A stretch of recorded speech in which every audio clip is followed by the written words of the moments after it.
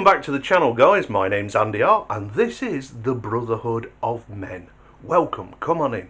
This is a channel dedicated at getting you the best outcome in your life by giving you information, telling you stories, anecdotes, and that's kind of where this one is today. I have got a really great story for you. Now, this didn't happen to somebody close to me. It was a friend of a friend of a friend. I know it to be true because I have met the guy.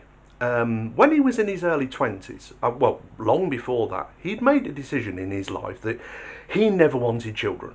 He'd always said, I don't get on with them. Even as a child, he didn't like other children much. But as he got older, he felt more uncomfortable around kids. He didn't want any of his own. So when he left university, when he was 26, I think it was, he decided he was going to get a vasectomy to take all of the pain out of ever having a child that he didn't want. Now, he had to literally fight tooth and nail with his doctor to get a referral, because in this country you have to get referrals before you, because it's universal healthcare here in England with the NHS. So it's not like he could just go and say, look, I'm paying privately for this. Although he could have had that option. No, he wanted to do it, and he wanted to convince the doctor for his reasoning. Now, the reason that he wanted a vasectomy at 26 was because a couple of years before he'd had a scare with a girl he was seeing. They slept together regularly. He always wore a condom and always checked the condom when he took it off to see it hadn't split in that. But she came to him saying that she'd missed her period. He was absolutely terrified. Now, you could understand that. This is a guy who more or less all his life said, I don't want kids. I never want kids. And then he's got a girlfriend coming to him who said, I think I'm pregnant. I've missed my period. Now, luckily, it was a scare. A week later, it just turned out that something had happened. She was just late coming on. She said to him straight away, it's okay, my period started. He breathed this big sigh of relief, but then at that moment decided, I've got to literally do something about this. I never want to go through that again. So he decided he was going to get a vasectomy. Now, it took him 2 years after talking to his doctor, because his doctor was so much against it, because he kept saying to him, look, you're only 24. This was at the time that he did, when he had the vasectomy, he was 26. So right at the beginning, the doctor was like, no, I can't, in all consciousness, you may change your mind, he said, and not all vasectomies are reversible, and those that are reversible aren't always guaranteed to, everything start firing on all cylinders again afterwards, so to speak. He was so against it that you wouldn't refer him until, after much backwards and forwards for more or less 2 years, for 18 months, and then to go and get the surgery. I mean, it's such a simple surgery. So he then managed to convince his doctor, he got the referral, he then managed to convince the consultants that this was the right decision for him. I believe he went down the mental health route, and that's the way they agreed with him. So yeah, he went and got himself a vasectomy. Now we fast forward to, at that time when he left university, he started a small company for himself. It was pretty much a part-time affair when he first started it. But as time went on and he got into his very early 30s, it actually became his main source of income. He quit the job he was doing and focused on his own company. It had grown so much that now he was employing people, he was making a healthy living out of it, as well as making a nice wage for those he was employing. Basically, he made a success of it, the sort of thing that anybody who starts a business wants to happen. Now, he's 32. He's seeing this girl. He's sleeping with this girl.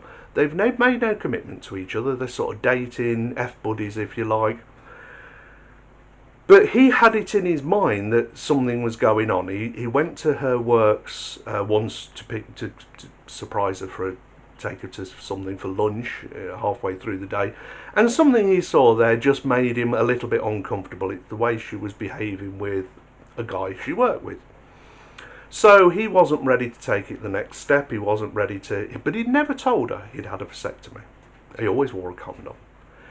Anyway, she came to him and she said, I'm pregnant. And he said, and?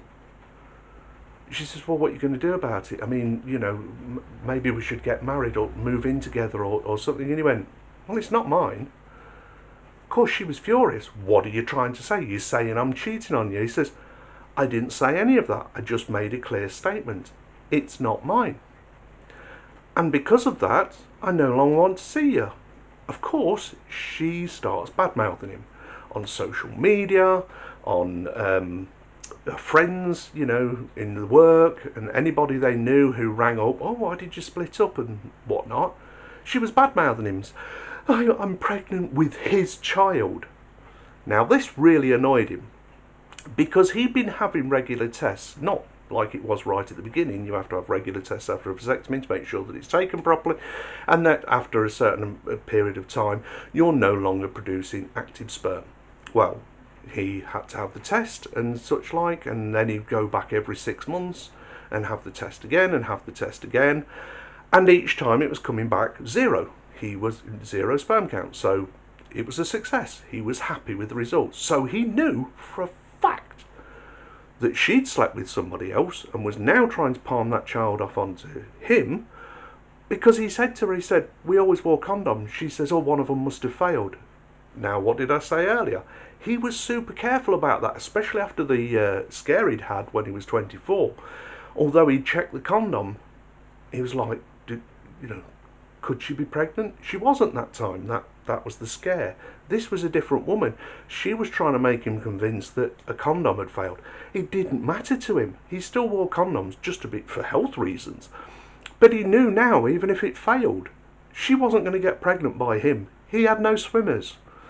So he was furious that she was out there bad-mouthing him without actually admitting that she was sleeping with somebody else. So he went to his solicitor, who was the company solicitor. Like I say, he was doing really well for himself. Got him to write a letter to her. She must cease and desist with her basically slandering him.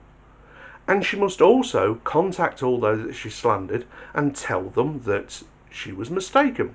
Basically, that he hadn't impregnated her.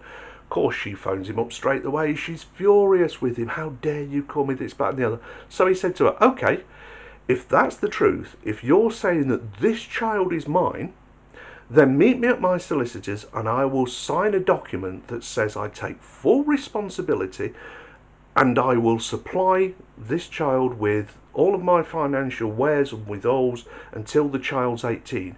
But you must write and sign a document that says you have had no other sexual partners other than me. And if it turns out, because I will have the child DNA tested when it's born, and if it turns out it's not mine, I will sue you in court for everything you've got. And she went quiet.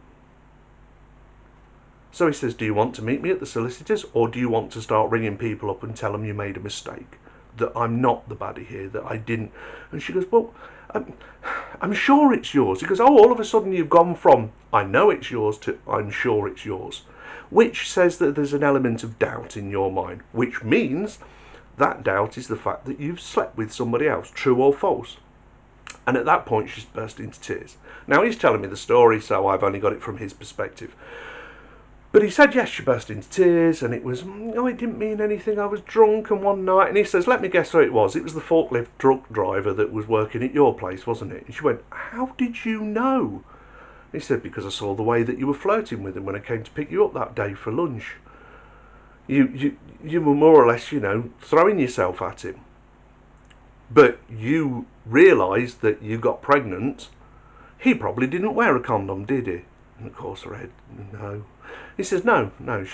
But as soon as you found out you were pregnant, you decided to come to me and try and palm his kid off as mine because I've got the better resources. But what you don't know is that I had a vasectomy 2 years ago. 3 years ago, so he was early 30s, 31 when he was 20. No, 5 years ago, my mistake. He said, I had a number of years ago, I had a vasectomy. And I know that I can't produce children.